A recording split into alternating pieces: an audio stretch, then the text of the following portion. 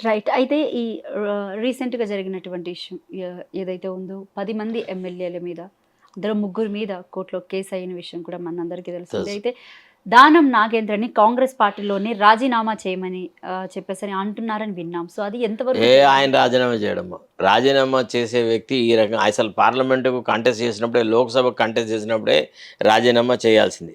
కాకపోతే ఆయన ఒక ఒప్పందం ప్రకారమే కంటెస్ట్ చేస్తున్నాడనేది ఒక మాట ఉంది. అదేమంటే లోక్‌సభలో గెలవకపోతే నేను రాష్ట్ర మంత్రివర్గంలో చేర్చుకుంటాం. నువ్వు బీసీలకు చెందిన వ్యక్తివి.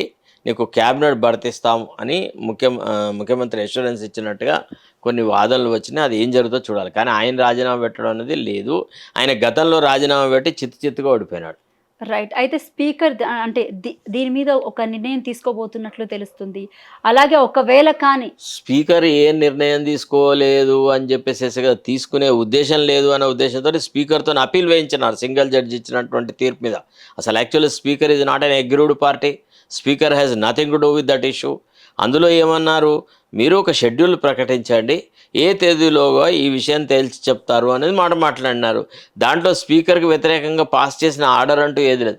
ఇంకా స్పీకర్ పట్ల అమితమైన గౌరవం ప్రదర్శించేసేసి ఒక లెజిస్లేటివ్ వింగ్కే అధిపతి కాబట్టి వీళ్ళ లెజిస్లేటివ్ యొక్క కలెక్టివ్ ఇమేజ్కి దెబ్బ తాకద్దని జ్యుడిషియరీ చాలా చాలా కాషియస్గా వర్డింగ్ చేస్తుంది. ఆ జడ్జిమెంట్ కనుక చదివితే, విజయసేన్ రెడ్డి గారు ఇచ్చిన జడ్జిమెంట్ కనుక చదివితే.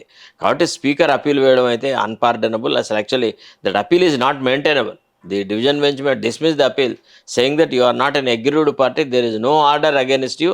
What all they said is that you discharge your functions as a election tribunal in matters of this nature అని చెప్పినారు అంతే. అంటే anti defection Lalo speaker will act like a tribunal. That's all. Right. అంటే by election వచ్చే chance ఉందంటారా? లేదంటారా? డెఫినెట్గా వస్తుంది. బై ఎలక్షన్ వస్తుంది. వీళ్ళందరూ చిత్తుగా ఓడిపోతారు. అది ఇంకా కూడా కొద్ది అంటే కోర్ట్ ఇప్పుడు యాజ్ ఇట్ ఈస్గా సుమోటోగా తీసుకుంటేనే విచారిస్తేనే కదా తెలుస్తుంది. కాదండి, ఇప్పుడు యాజ్ ఇట్ ఈస్గా కాంగ్రెస్ కనుక శాసనసభను రద్దు చేసి కనుక పోతే కాంగ్రెస్కి 20 సీట్లు రావు. 20 సీట్లు కూడా వచ్చుడు కష్టమే. అసలు రేవంత్ రెడ్డే గెలవడమ్మా. ఇవాళ కాంగ్రెస్కి అంత చెడ్డ పేరు వచ్చేస్తుంది. కాంగ్రెస్ని దినదినము నాశనం చేస్తున్నారు. అంటే కాంగ్రెస్ కేవలము అలవిగాని వాగ్దానాలు చేసింది. వాగ్దానాలను అమలుపరిచేటువంటి చిత్తశుద్ధి కాంగ్రెస్ పార్టీకి లేదు అనేటువంటి మాటల ఈనాడు గ్రామాలకు స్ప్రెడ్ అయింది. రైట్. నిన్నగాక మొన్న ఒక ఇచ్చిన స్పీచ్లోని రేవంత్ రెడ్డి మాటల్ని విన్నాం మనము. సో దాంట్లో ఏం మాట్లాడారంటే ఆయన బీఆర్ఎస్ పార్టీకి సంబంధించి 1500 కోట్లు పార్టీ ఫండ్ ఉంది, అందులోంచి 500 కోట్లు తీసి మూసీ బాధితులకి కరెక్టేనమ్మా. రేవంత్ రెడ్డి ఏమన్నా భూమి లేని పేద రైతా? ఈయనకి ఎన్ని వందల కోట్ల ఆస్తున్నాయట. ఈయన 100 కోట్లు ఇచ్చి కొంత ముందుకు రమ్మను, మిగతా వాళ్ళకు మార్గదర్శకంగా ఉండమని. 50 కోట్లు ఇమ్మని పోని. ముఖ్యమంత్రి నేనుగా ఒక వ్యక్తిగతంగా నాకు ఇంత ఆస్తి ఐశ్వర్యాలని నేను మస్తు సంపాదించినాను, చాలా సుసంపన్నంగా బతుకుతున్నాను. నేను మొదట ఈ కార్యక్రమానికి, అంటే రాష్ట్రంలో పేద ప్రజలను ఆదుకునేటువంటి కార్యక్రమానికి, సాంఘిక సంక్షేమానికి నేను ఒక 50 కోట్లు ఇస్తున్నా, ఒక 100 కోట్లు ఇస్తున్నా.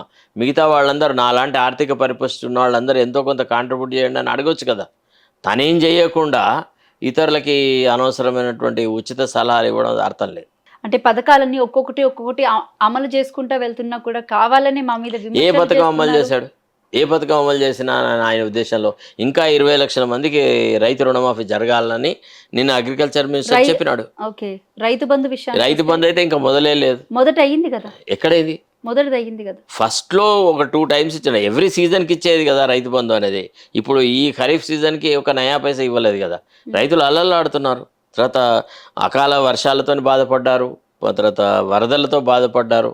తర్వాత ఇప్పుడు ఈ రైతు బంధు ఇవ్వకుండా, పెట్టుబడి సాయం లేకుండా రైతులు చాలా కష్టపడుతూ ఉన్నారు. రైట్. జిహెచ్ఎంసీ ఎన్నికల విషయానికి వస్తే కనుక ఈసారి 3 ఆర్ 4 పార్టిసిపేట్ చేస్తారు మేయర్లు అని చెప్పేసి అని మార్నింగ్ చూసినటువంటి ప్రెస్ మీట్లో విన్నాం. అంటే జిహెచ్ఎంసీని ఒక 4 విభాగాలుగా విడగొట్టేసేసి ఇండివిజువల్ కార్పొరేషన్స్ చేసేసి వాటికి మేయర్లుగా సపరేట్గా పెడతామని చెప్పి కోమటిరెడ్డి వెంకటరెడ్డి గారు అన్న మాటలు నేను విన్నాను.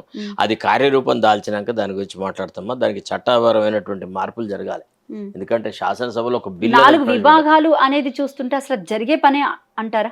ఇదంతా ఏంటంటే కొన్ని కూడా ప్రాంతాలలో అంటే ఆంధ్ర వాళ్ళ ప్రమేయం ఉన్న చోట మేము గెలవమన్నది ఒకటి, తర్వాత ముస్లింల ప్రభావం ఉన్న చోట మాకు నష్టం జరుగుతుందని, అసలు ఓవరాల్గా ఇదంతా సమిష్టిగా కనుక జరిపితే కాంగ్రెస్కి మేయర్షిప్ రాదు అని ఇట్లా ఎక్కడో ఓ చోట మేము ఉన్నాము, మేము బతికే ఉన్నాము, మేము గెలుస్తూనే ఉన్నాము అని చెప్పుకోవడానికి ఉపయోగపడుతుంది తప్ప జిహెచ్ఎంసీని విడగొట్టకపోయినా జరిగేది ఇదే. క్యాపిటల్ సిటీలో జనరల్గా ఎంసీడీ ఉంది కదా, మున్సిపల్ కార్పొరేషన్ ఆఫ్ ఢిల్లీ, ఇదే రకమైన ప్రాతిపదిక మీద ఉంది.